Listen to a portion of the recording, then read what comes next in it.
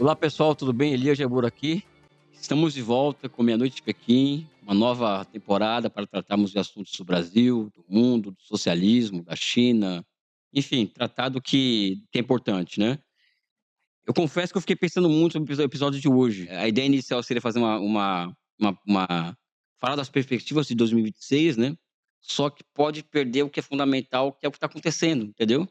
O que acontece é que nós estamos no final do mês de janeiro, e nós já podemos fazer até uma retrospectiva de 2026, tamanha quantidade de coisas que aconteceram nesse ano, né?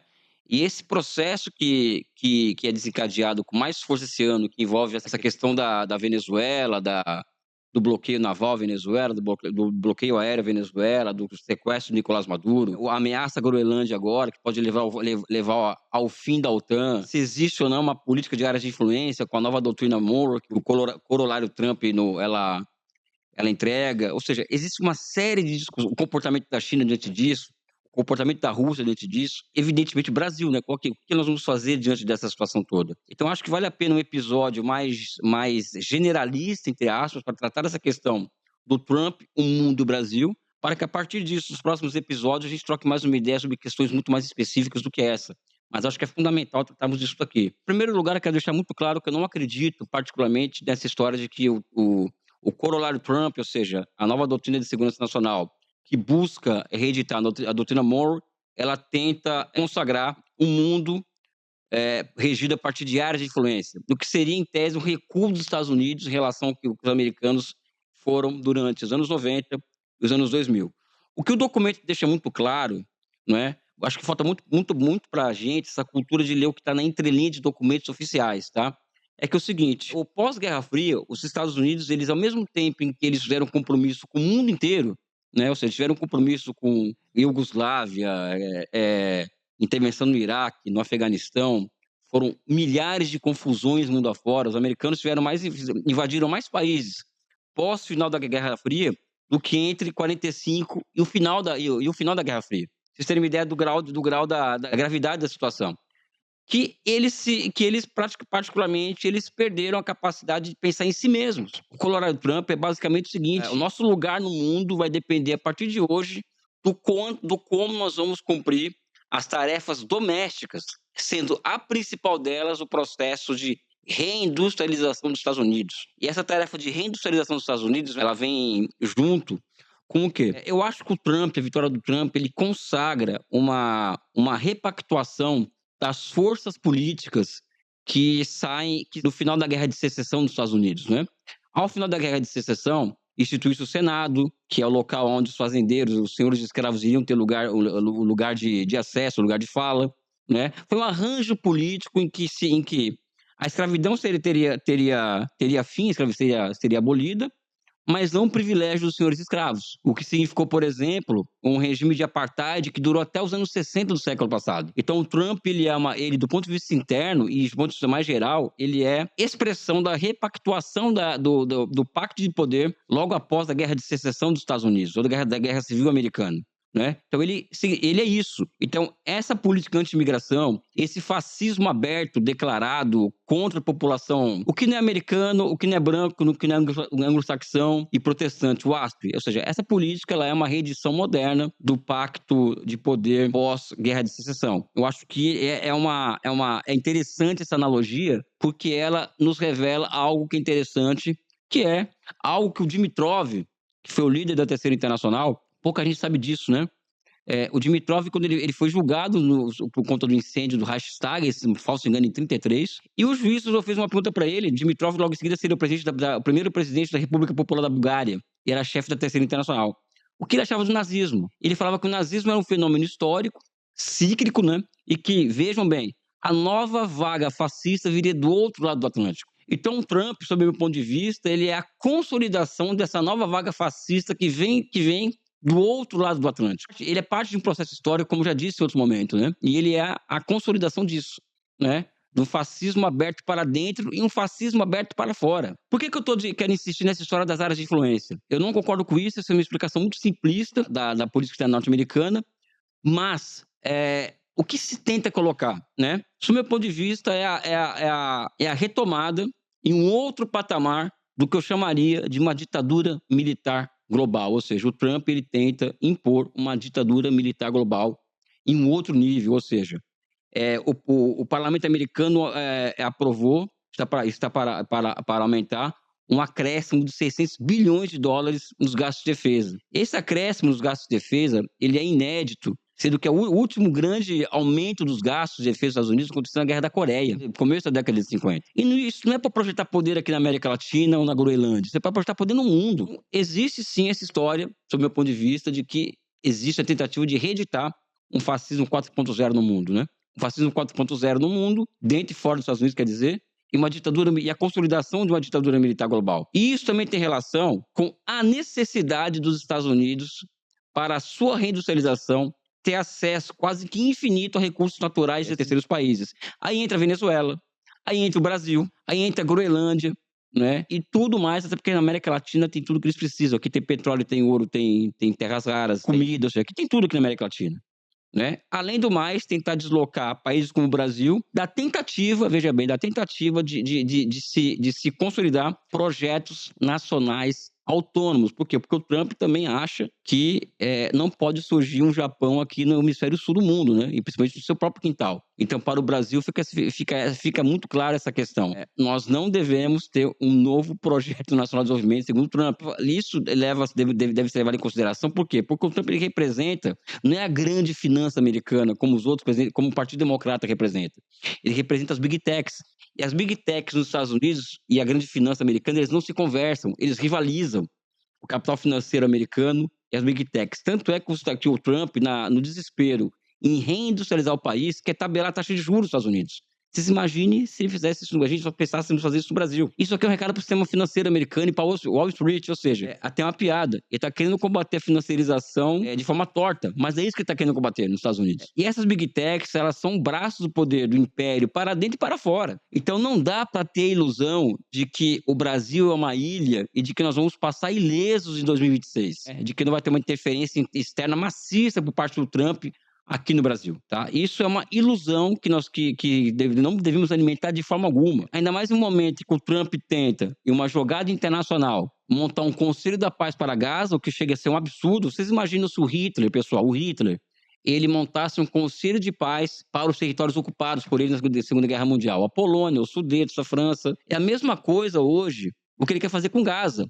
Gaza foi destruída, pilhada, e ele quer montar um conselho de paz com países como o Brasil, inclusive, né, sendo que a última palavra é dele. Também vai se consolidando também, aí nesse processo, com o Trump no poder, é mais uma prova de que não é somente de áreas diferentes que se trata. E agora, com a tentativa aberta de desestabilização do Irã, a construção de um Oriente Médio sob Trump, a imagem e semelhança de Israel. Israel, nesse caso, como Estado, ora sim, ora não, satélite do imperialismo estadunidense. Pouca gente sabe, né? A Arábia Saudita sempre foi meio que um Estado cliente dos Estados Unidos, né? Importa muita arma dos Estados Unidos, apesar que o atual rei da Arábia Saudita, ele é um cara mais que pensa a Arábia Saudita em termos mais estratégicos, enquanto um projeto nacional de industrializante, para não depender tanto do petróleo, né? Então ele sinaliza muito com a China, troca petróleo com a China em Yuan, mas também tem os interesses dos Estados Unidos, que também representa, né? A Arábia Saudita voltou a atacar o Iêmen. E isso o Iêmen é uma proxy war dos Estados Unidos contra o Irã. Os Estados Unidos bombardearam a Nigéria e bombardearam a Síria. Também isso foi demonstrando que o Trump vai também inaugurando outras frentes de luta que não a América Latina ou somente a Groenlândia. O Trump, ao mesmo tempo em que ele desautoriza a primeira-ministra japonesa a tratar da questão de Taiwan, para não provocar a China, ele fez uma venda de 12 bilhões de dólares em armas para Taiwan. O que significa isso? Significa um dobrar de aposta na militarização do Estreito de Taiwan, na militarização do Mar do Sul da China. O Trump não está brincando de ser visto quando o assunto é projetar o poder americano para o mundo, né? Então, eu peço aqui e repito, abandonem essa história de esferas de influência. O que mais é interessante em relação a tudo isso? A Groenlândia virou agora um assunto, uma ilha gigantesca que ninguém dava conta. E ninguém sabia, ou poucos sabiam que era parte um estado autônomo da Dinamarca, né? E que o Trump quer porque quer a Groenlândia, porque ele está querendo terras raras, evidentemente, né? E também a Groenlândia é uma área fundamental para a segurança nacional dos Estados Unidos. Tendo em vista o quê? Os últimos 5, 6 anos, aprofundou-se a exploração do Ártico por parte de China e Rússia. São vários acordos entre China e Rússia para o quê? Para explorar as possibilidades, principalmente em matéria de energia, né, e minérios raros, né, que o Ártico tem, né, aquela zona mais fria do mundo, que é a parte norte. E é evidente que a Groenlândia está parte desse processo também, ou seja, a Rússia e a China chegam perto da Groenlândia, não que elas vão, não que eles, a China e a Rússia vão ocupar a Groenlândia. Eu particularmente acho que sim, é fato, a Groenlândia é estratégica para os interesses de segurança nacional dos Estados Unidos. Sou contra a ocupação, evidente, né? Assim como a Ucrânia para a Rússia. Mas qual que é a contradição que envolve essa jogada do Trump envolvendo a Groenlândia? Primeiro que a Europa, ela se comporta com o Trump da mesma forma que a Maria Corina Machado se comporta com relação ao Trump, como subserviente, como submissa ao Trump. Teve aí um caso aí de que o Trump fez um expose de mensagem entre ele e o Macron e tal, todo mundo tratando o Trump como um cara, enfim, um rei, né? Como um monarca, o rei do imperador romano, né? Teve um nível que chegou às relações internacionais, o cara como diz meu amigo aqui, Yuri, o Léo Dias da política internacional, né? O Trump virou esse cara, né? Mas o fato é o seguinte: a Europa se comporta em relação ao Trump da mesma forma que a Maria Corina Machado se comporta em relação ao Trump, com submissão. Acontece que já existem vozes na Europa que não aceitam mais isso. A primeira-ministra da Itália, por exemplo, ela acha que chegou a hora da Europa voltar a conversar com a Rússia. O que significaria a invasão de Trump à Venezuela, à Groenlândia? Em tese, seria a implosão da OTAN.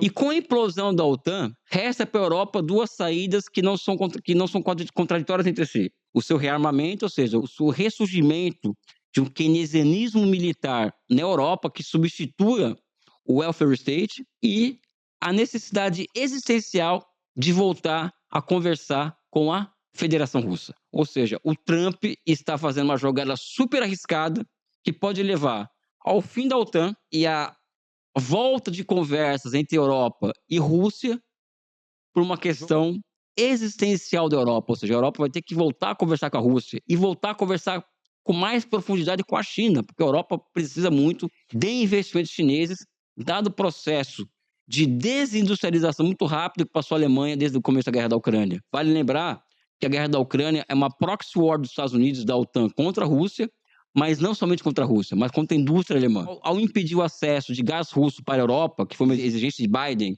né? E com a implosão do Nord Stream 2, a explosão parte de um míssil americano, fica muito evidente o quê? Que os americanos buscavam quebrar a competitividade da indústria alemã. A Alemanha é um país industrialmente fantástico e que agora está voltando em nível de energia ao século XVIII, usando carvão, por exemplo. E as indústrias alemãs estão se transferindo em massa para os Estados Unidos. Então, essa proxy war da Ucrânia também foi contra a Alemanha. Só que a Europa vive uma síndrome de Estocolmo eterna que não consegue dar conta da realidade. De que a principal inimiga da Europa não é a Rússia. Nunca foi, inclusive. E sim, Estados Unidos. Então, o que acontece é que essa história da Groenlândia pode acabar, por exemplo, com a reaproximação da Europa com a Rússia, fim da OTAN e reaproximação da Europa em relação à Rússia. Em tese, algo que também venho pensado sobre isso, a gente está sempre pensando sobre a ótica das múltiplas determinações do processo, e que também isso tem relação com o Trump, tem relação com o mundo, tem relação com o Brasil, e que as big techs cumprem um papel que é fundamental em relação a isso, as fake news, a chamada pós-verdade, que é o seguinte: os Estados Unidos, em meio à sua decadência, que é decadência mesmo, os americanos estão em decadência. Toda essa demonstração de força que eles estão demonstrando no mundo hoje é muito mais um ato de desespero do que outra coisa. Eu trabalho com a hipótese que também vai ficando muito evidente para mim que, diante dessa queda, dessa decadência americana, primeiro, a lei da oferta e da procura, o chamado economia de mercado, em nível internacional, não beneficia os Estados Unidos. Então, as regras do comércio internacional elas devem ser rasgadas, ou seja, voltemos ao protecionismo, um protecionismo 4.0, porque protecionistas eles sempre foram. Então, só que agora é política de Estado aberta, sem tese, não tem uma propaganda para o livre mercado, nada disso. Então, eles rasgam as regras do OMC, por exemplo. Não existe mais isso. Mais do que isso. É um pouco ousado falar isso, mas é o que eu sinto. Existe a abolição, e se preparem, dado o fato de que as democracias liberais, as democracias burguesas, têm se mostrado cada vez mais incapazes de entregar respostas às demandas dos Estados Unidos. Os Estados Unidos eles passem a entrar em um processo que vai tentar levar o mundo para isso. É um processo de abolição da democracia burguesa por um fascismo aberto e escancarado. E aqui vem as semelhanças com Hitler, que são muito claras, né? Porque o Trump está fazendo esses movimentos todos, invadir Venezuela, bombardear Iêmen, Nigéria, Síria, Groenlândia, e tá todo mundo quieto. Quieto, sem saber o que vai fazer, né? Entregando carne para o leão, né? Mesma coisa com Hitler, ou seja, a Europa foi deixando Hitler invadir Sudetos, e tomando a Áustria, e achando que ao permitir que Hitler se rearmasse e retomasse alguns territórios, seria suficiente, que o Hitler ficaria tranquilo com isso. Não. Um ano depois, ele começa a Segunda Guerra Mundial. A semelhança histórica, ela é interessante, apesar da história se repetir como farsa ou tragédia, mas é interessante, porque o mundo está assistindo boca aberta o Trump fazer uma série de movimentos sem ser detido. Esse é outro ponto que eu queria trazer também nessa conversa. O comportamento da China e da Rússia, por exemplo. As pessoas me cobram muito, né? Com essa história de que, a China tem que proteger a Venezuela, a Rússia tem que proteger a Venezuela. O pessoal acha que a China e a Rússia têm que proteger seus próprios interesses. Até porque China e Rússia são países com muitas contradições internas e também contradições externas. E não é papel da China e da Rússia proteger ninguém também, cá entre nós. Eu vejo que a China, já falei isso em entrevistas e tal, que a China joga parada. Por certa medida, a China sabe que ela está do lado certo da história e que a história joga a favor dela, o tempo joga a favor dela. E que certamente, na medida que Trump aprofunda essa política de impor uma ditadura militar global, o fim dele poderá ser o mesmo do Hitler, por exemplo, né? Ou seja, ou ele destrói os Estados Unidos, ou seja, se transformando no Gorbachev americano, ou ele vai ser substituído por algo talvez um tanto quanto progressista dos Estados Unidos. Porque essas são as possibilidades, né, hoje na política americana, né? O Trump, ele levar os Estados Unidos a uma situação limite, que é o que pode acontecer. Ele se transforma mesmo num Gorbachev americano, né? Ao mesmo tempo que para os americanos, os Estados Unidos pode se voltar a um governo menos reacionário do que o dele, né? Isso tudo está na mesa, não posso fazer previsão sobre os Estados Unidos, porque não é antidialético, antimaterialista isso. A China joga dessa forma. A China percebe a lição da Segunda Guerra Mundial, como começou, como terminou a Segunda Guerra Mundial. Eu acho que isso tem muito claro na cabeça dos chineses como pode acabar os americanos nessa história. É só a China jogar parada, manter os seus interesses, tocando adiante o 15º plano quinquenal, que vai jogar o país daqui 5 anos a um patamar gigantesco de desenvolvimento econômico e social, é se concentrar no que ela vem se concentrando há muito tempo, no seu próprio fortalecimento interno. Agora, falando de América Latina, o Trump, ele por exemplo, invasão à Venezuela, ele dá a ordem para Delcy Rodrigues, que aliás é uma figura que eu tenho a mais alta confiança, para romper relações com China, com Rússia, e para enviar petróleo para Cuba. Aí também eu dei uma entrevista do Expresso, com o jornal português, em que eu falo exatamente o seguinte: olha, é impossível. Ou seja, não tem como substituir a China na América Latina. A China, ela é a principal receptora de produtos commodities latino-americanos, ao mesmo tempo que a China é um dos grandes investidores produtivos aqui na América Latina. Infraestruturas, fábricas, etc, etc. E os Estados Unidos não têm condições de substituir a China na América Latina no que cerne mercado consumidor, o que significa que os americanos não vão conseguir transformar o seu mercado em uma esponja, como se viu para a Coreia e para o Japão, para combater o socialismo na década de 50 e 60, não vai conseguir fazer isso, não tem essa possibilidade. Da mesma forma que os americanos não têm capital produtivo suficiente e planejamento estatal suficiente para fora do país capaz de substituir a China nessa história que envolve investimentos na América Latina, infraestruturas, etc, parcerias estratégicas. Não acredito nisso daí. Enfim, pessoal, por fim aqui, para encerrar, fica a questão do Brasil. Como que o Brasil se comporta diante de tudo isso, né? América Latina sob cerco, América Latina ameaçada, América Latina sendo vilipendiada, América Latina sendo tomada por governos de direita e extrema-direita. E o Brasil? A política me ensinou, pessoal, e o marxismo, a história do século XX, a ser muito prudente com certas análises, né? O Brasil não é uma ilha. Falei aqui já que o Brasil vai sofrer uma tentativa gigantesca de intervenção nas nossas eleições aqui em 2026. Já deixo aqui muito claro que o nosso candidato a presidente será Luiz Inácio Lula da Silva, e a frente tentando reeditar, pelo menos em parte, a frente ampla que o elegeu em 2022. Só que nós estamos diante de uma sinuca de bico aberta. Por quê? Porque não basta a reeleição de Lula. A reeleição de Lula é fundamental, porque as classes dominantes aqui na América Latina, a extrema-direita latino-americana, e a brasileira, ela é muito cara disso. A venezuelana nem se fala, né? Que a Maria Corina Machado é igualzinha, né? A extrema-direita brasileira, ela é essencialmente entreguista. Ela comemorou o que aconteceu na Venezuela e comemorou o sequestro de Maduro. O que significa que essa extrema-direita no poder no Brasil, ela vai seguir à risca o corolário Trump para a América Latina, ou seja, vai abrir acesso para os Estados Unidos de nossos recursos naturais e ativos estratégicos. Isso que eu estou fazendo aqui não é uma peça de propaganda. É só você observar a prática, como eles pensam, como eles agem. Então, se eles aprovam isso para a Venezuela, e que o Trump fala abertamente que não é democracia, não é direitos humanos, é petróleo, é recursos naturais, o mesmo eles querem para o Brasil. Então, aqui para nós, de esquerda, uma esquerda consequente, tem muito claro o que nós estamos combatendo.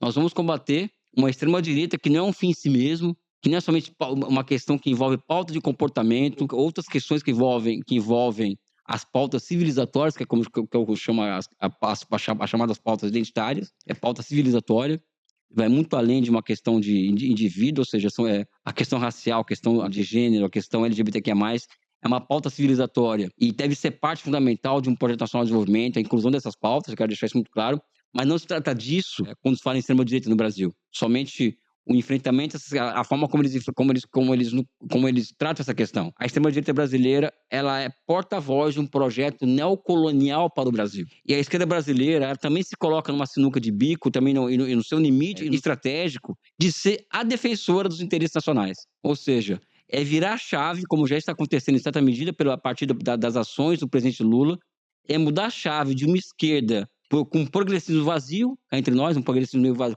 qualquer coisa pode ser progressista hoje, para uma esquerda que vai se transformando cada vez mais e essencialmente patriótica. Acho que esse que é um ponto fundamental do salto dialético de uma esquerda progressista, quase o lib-left, vamos dizer assim, né, para uma esquerda patriótica, uma esquerda que tem a centralidade da questão nacional muito, muito clara. É o que vai acontecer no Brasil? Essa esquerda vai virar isso? Eu acho que não. Existe ainda um déficit de pensamento estratégico que impede a esquerda brasileira de ter uma visão clara das coisas. Mas eu acredito que já existem pontos a partir do próprio comportamento do Lula, do comportamento do Trump, que coloca a esquerda como a guardiã dos interesses nacionais contra a extrema-direita, que quer implementar um projeto neocolonial. E aqui o nosso movimento que nós estamos fazendo aqui no Rio, tendo o meu nome como centro, no caso, enquanto pré-candidato a deputado federal, é muito claro, ou seja, é um movimento em torno de um novo projeto nacional de desenvolvimento para o Brasil. E isso é um guarda-chuva cujo centro é o quê? É a centralidade da questão nacional. Então o papel que nós cumprimos aqui com a nossa pré-candidatura, em certa medida, é o quê? É o da voz, vamos dizer assim, estratégica diante de um mundo que eu tentei mostrar para vocês aqui. Um mundo tá desse jeito, pessoal. E a gente vai ter que se reorganizar aqui no Brasil em torno de uma pauta claramente patriótica, né? E essa pauta patriótica que nós estamos levando aqui no Rio de Janeiro para as ruas, para as aulas públicas, para as redes sociais, de uma esquerda revolucionária, evidentemente, até porque nós queremos o socialismo para o Brasil, mas essencialmente patriótica, né? E é por isso que nós estamos com a nossa pré-candidatura liderando o movimento em defesa de um projeto nacional de desenvolvimento para o Brasil. Eu gostaria muito de agradecer a paciência de vocês por esse episódio. Não sei qual foi o tempo que ficou aí. O pessoal do estúdio vai me falar depois. Até a próxima. Um forte abraço. Um beijo no coração de vocês. Valeu.